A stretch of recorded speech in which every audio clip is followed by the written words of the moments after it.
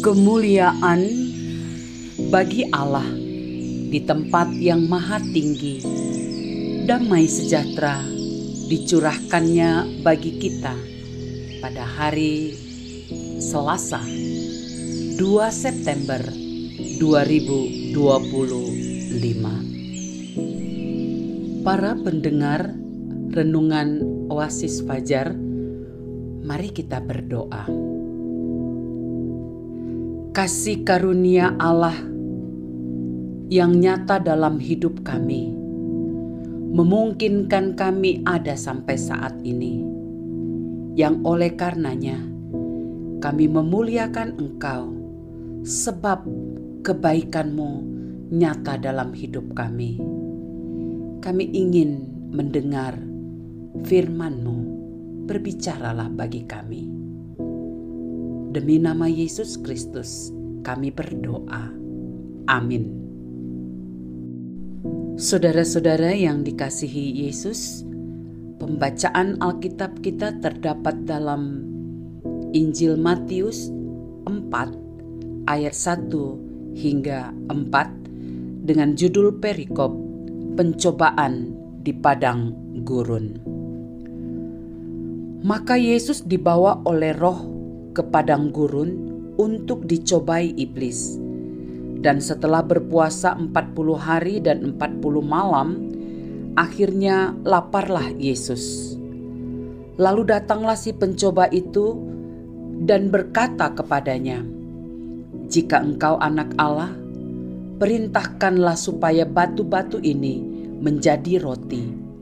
Tetapi Yesus menjawab, "Ada tertulis, manusia hidup bukan dari roti saja, tetapi dari setiap firman yang keluar dari mulut Allah." Yesus dicobai iblis. Inilah judul renungan kita pada hari ini.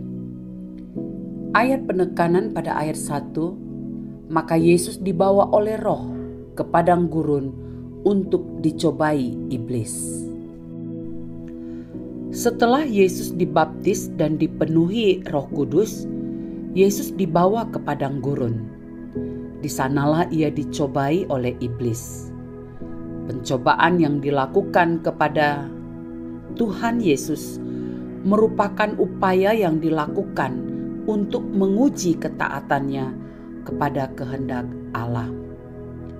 Kita perhatikan dalam peristiwa tersebut bahwa Yesus dalam pencobaan selalu tunduk pada kuasa Allah. Hal penting yang menjadi penuntun kita melalui kebenaran firman Tuhan ini adalah hiduplah dalam Roh. Roh Kudus menolong kita untuk tunduk pada Allah, sekalipun iblis berusaha menjatuhkan kita dalam pencobaan. Iblis adalah musuh terbesar kita sebagai orang percaya. Kita harus sadar bahwa kita semua terlibat dalam peperangan rohani yang dahsyat, yaitu melawan kuasa-kuasa kejahatan yang tidak terlihat oleh mata jasmani kita. Efesus 6 ayat 12. Oleh sebab itu, kita harus selalu hidup dalam Roh, sehingga kita tidak mudah jatuh dalam dosa. Tanpa Roh Kudus dan firman Allah, kita tidak mungkin bisa mengalahkan dosa dan pencobaan yang kita hadapi. Sebagai manusia, kita tidak memiliki kekuatan yang besar untuk mengalahkan kuasa iblis. Tetapi Roh Kudus Allah yang tinggal dan hidup di dalam kita akan menolong untuk tetap bertahan dalam kehendak Allah. Kekuatan kita terletak pada iman yang berserah penuh kepada Allah.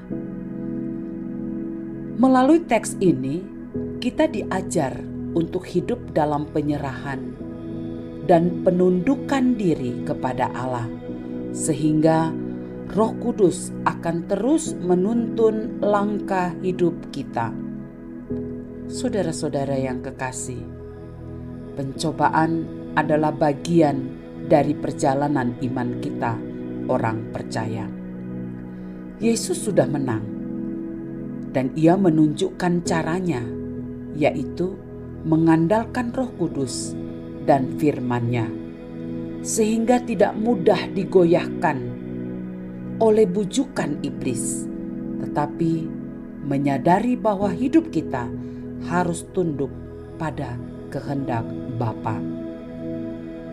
Penegasan: hadapi cobaan dengan tuntunan Allah melalui Roh Kudus dan firman-Nya, sehingga kita memperoleh kemenangan bersama dengan Kristus.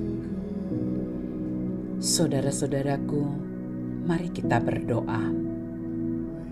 Tuhan Yesus, tolonglah kami agar dengan iman yang teguh dapat menghadapi pencobaan-pencobaan yang datang dalam hidup kami. Tuntunlah kami dengan kekuatan Roh Kudus-Mu untuk mempraktikkan firman-Mu, sehingga kami tidak mudah jatuh dalam pencobaan.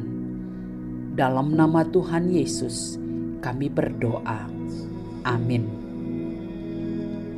Saudara-saudaraku, demikianlah renungan hari ini. Tuhan akan menuntun kita melewati pencobaan. Tuhan memberkati. Amin.